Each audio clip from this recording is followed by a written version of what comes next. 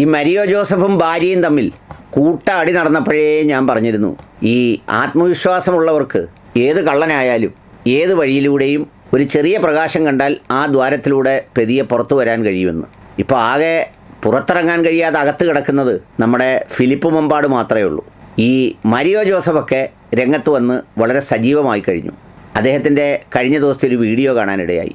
അൻസാരി സുഹരി ഉസ്താദ് നോട്ട് കാണിച്ച് എന്തോ പറഞ്ഞത് കണ്ട് അദ്ദേഹം രാജ്യതാൽപര്യങ്ങളുടെയും രാജ്യത്തിൻ്റെ കറൻസിയെക്കുറിച്ചുമൊക്കെയുള്ള ബഹുമാനങ്ങൾ പറഞ്ഞു വെക്കുകയാണ്. അതൊന്ന് കാണാം. കണ്ടിട്ട് എനിക്ക് വന്ന ചിന്ത നിങ്ങളുമായി പങ്കുവെക്കാം. ദേ കേട്ടോളൂ. ഈ വീഡിയോ ഒന്ന് കേട്ടു നോക്കിയേ. ഇതല്ലേ മണി, ഞങ്ങൾ വീട്ടിലെ കൊച്ചുങ്ങൾ മുറ്റം തപ്പിയിടുമ്പോൾ ഇതുകൊണ്ട് ഊരിക്കളയാം.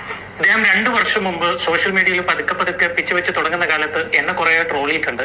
ഞാൻ തിരിച്ചൊന്നും ട്രോളാൻ പോയിട്ടില്ല, കാരണം ഞാൻ അങ്ങനെ ചെയ്യാറില്ല, നിങ്ങൾക്കറിയാമല്ലോ. ഞാൻ ഇസ്ലാമിനെ വിമർശിച്ചിട്ടുണ്ട്, ചിലപ്പോൾ മറ്റു മതങ്ങളെ വിമർശിച്ചിട്ടുണ്ട്, പക്ഷെ വ്യക്തികളെ പൊതുവെ അങ്ങനെ വിമർശിച്ച് വീഡിയോ ഇടുന്ന ഒരാളല്ല ഞാൻ. കാരണം ദൈവം മനുഷ്യ ഹൃദയത്തിൽ വസിക്കുന്നു എന്ന ഒരു ചിന്ത ഉള്ളതുകൊണ്ട് മനുഷ്യനെ അങ്ങനെ വേദനിപ്പിക്കാറില്ല, ആശയങ്ങൾ മാത്രമേ ഡിഫെൻഡ് ചെയ്യാറുള്ളൂ. ഇത് ആദ്യമായിട്ട് ഇദ്ദേഹത്തെ മനുഷ്യനെ ഒന്നും വേദനിപ്പിക്കാറില്ല, മനുഷ്യരെ മുഴുവൻ കബളിപ്പിച്ച് കിട്ടാവുന്നിടത്തുനിന്നെല്ലാം സാമ്പത്തികം സമാഹരിച്ച് ഒടുവിൽ അതിൻ്റെ വിതരണത്തെ ചൊല്ലി വലിയ കൊടിയ തമ്മിലടിയായി നാട്ടുകാർ മൊത്തം അറിഞ്ഞ് കേസും അതിൻ്റെ പുറത്ത് കേസുമായി നിൽക്കുന്ന ആളാണ്. ഉള്ളിൽ മനുഷ്യൻ്റെ മാനവികതയുള്ളതുകൊണ്ട് ആ മാനവികതയെ തൊടാറേയില്ല, സ്പർശിക്കാറില്ല, നങ്ങൂതത്തേ ഉള്ളൂ. അടുത്ത കേട്ടോളൂ. ഇദ്ദേഹത്തിന്റെ ഹാസ്യപരമായ സംസാര ശൈലി ഒത്തിരി ഇഷ്ടപ്പെട്ടു പോയതുകൊണ്ടും ഇടയ്ക്കിടയ്ക്ക് ഞാൻ അദ്ദേഹത്തിന്റെ ചില കാര്യങ്ങൾ കണ്ട് ഒത്തിരി പ്രാവശ്യം ഞാൻ തന്നെ പറയണമെന്ന് വിചാരിച്ച കാര്യം അദ്ദേഹം പറയുന്നത് കണ്ടൊക്കെ കൊണ്ട് എനിക്കൊരു ഇഷ്ടം തോന്നി. ആ ഇഷ്ടം കൊണ്ട് തോന്നിയത് കൊണ്ടാണ് ഞാനിത് കാണിച്ചത്. പക്ഷെ അതേസമയത്ത് അൻസാരി സുഹരി എന്ന സഹോദരനോട് എനിക്ക് പറയാനുള്ളത്, നിങ്ങൾ ഭാരതത്തിൽ ജനിച്ചതാണെന്ന എന്റെ വിശ്വാസം, എനിക്കറിയില്ല കേട്ടോ. എന്നാലും ഇപ്പൊ ജീവിക്കുന്ന ഭാരതത്തിലാണ്. ആലപ്പുഴ അല്ലല്ലല്ല, പുള്ളി ഭാരതത്തിലല്ല, സുഡാങ്കോ എന്ന് പറയുന്ന രാജ്യത്താണ് മാരിയോ ജനിച്ചത്. അദ്ദേഹത്തിൻ്റെ ഭാഷ കേട്ടാൽ മനസ്സിലാവില്ലേ? സുഡാങ്കോ എന്ന് പറയുന്ന സ്ഥലത്താണ്. ബാക്കി താങ്കൾക്ക് പറയാനുള്ളത് പറയൂ, കേൾക്കട്ടെ. ആലപ്പുഴക്കാരൻ ഇടയ്ക്കിടയ്ക്ക് പറയുന്നുണ്ട്. ഇത് ഇടാവുന്ന തോന്നടാ. ആനുകൂല്യങ്ങളും നിങ്ങൾ ആസ്വദിക്കുന്നുണ്ട്, ഒരു സംശയം വേണ്ട.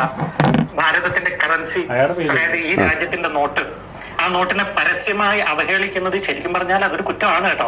നിങ്ങൾ പറഞ്ഞത് നിങ്ങളുടെ മക്കള് മുറ്റത്ത് അപ്പിയിടുമ്പോൾ ഈ സാധനം കൊണ്ട്, അതായത് 500 രൂപയുടെ നോട്ട് കൊണ്ട് കോരിക്കളയുന്നു. 500 രൂപ ഉണ്ടെങ്കിൽ 5 ദിവസം സുഭിക്ഷമായി ജീവിക്കുന്ന കുടുംബങ്ങളെ എനിക്കറിയാം. നിങ്ങൾ 500 രൂപ അപ്പി പോരാൻ എടുക്കരുത്, അത് അർഹതപ്പെട്ടവർക്ക് കൊടുക്കാൻ തന്നെ സക്കാത്തായിട്ടോ സദക്കയായിട്ടോ ഉപയോഗിക്കണം എന്നൊരു വില ഞാൻ പറഞ്ഞ. ബാക്കി നിങ്ങൾ ഈ വീഡിയോ ഒന്ന് കണ്ടേ. ഇല്ലാത്തവനെ ഈ മണി നോക്കിയാണ്, ഈ മണിയുള്ളവൻ ഇരുട്ട് മണിയുണ്ടാകും, ഈ മണിയുള്ളവൻ ഈ മണിയുടെ പിന്നാലെ പോകും. മണിനെ മനസ്സിലായ? ഒരർത്ഥത്തിൽ ഏറ്റവും ഓൾഡസ്റ്റ് സംസ്കാരം എന്ന് പറയുന്നത് നമ്മുടെ ഇന്ത്യയുടെ സംസ്കാരമാണ്. ഇന്ത്യ ഷുഡ് ബി എന്നാണ് ഞാൻ ഇടക്കിടക്ക് പറയാ. കാരണം കന്യാകുമാരി മുതൽ കാശ്മീർ വരെ നമ്മൾ സഞ്ചരിച്ചാൽ ഓരോ സ്റ്റേറ്റിലും വ്യത്യസ്ത ഭാഷകൾ ഉള്ളതുപോലെ ഓരോ ജില്ലയിലും, അതായത് നിങ്ങൾ തിരുവനന്തപുരം ജില്ലയിലുള്ള എല്ലാ സംസ്കാരവും കൊല്ലം ജില്ലയിലേക്കാണല്ലോ. കൊല്ലം ജില്ലയിലുള്ള നാടിൻ്റെ ഗതികേടെന്ന് ആലോചിച്ച് നോക്കിയേ. ഇയാളെപ്പോലെ ഒരാളാണ് അൻസാരി സുഹരിയെ സംസ്കാരം പഠിപ്പിക്കുന്നത്.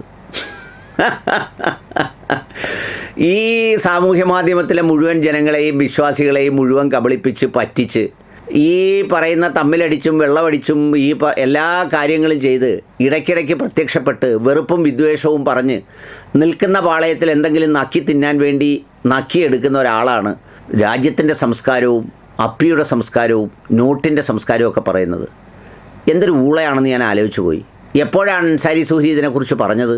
അൻസാരി സുഹരി പറഞ്ഞത് കാശുണ്ടാക്കുന്നതിനെക്കുറിച്ച്. ഇയാൾ പണ്ട് അതുപോലൊരു പ്രഭാഷണം നടത്തിയായിരുന്നു. തൃശ്ശൂരിന് വടക്കോട്ടുള്ളവരെല്ലാം ഭയങ്കരമായി വാങ്ങിച്ചു കൂട്ടുന്നതിൻ്റെ ഒരു കഥയൊക്കെ പറഞ്ഞായിരുന്നു. അത് പറഞ്ഞു തീർന്നപ്പോഴാണ് പിന്നെ ഭാര്യയുടെ ഇന്ന് പുള്ളി വാങ്ങിച്ചു കൂട്ടി ഭിത്തിക്ക് പറ്റിച്ച് ഒരു സ്ഥലത്തായത്.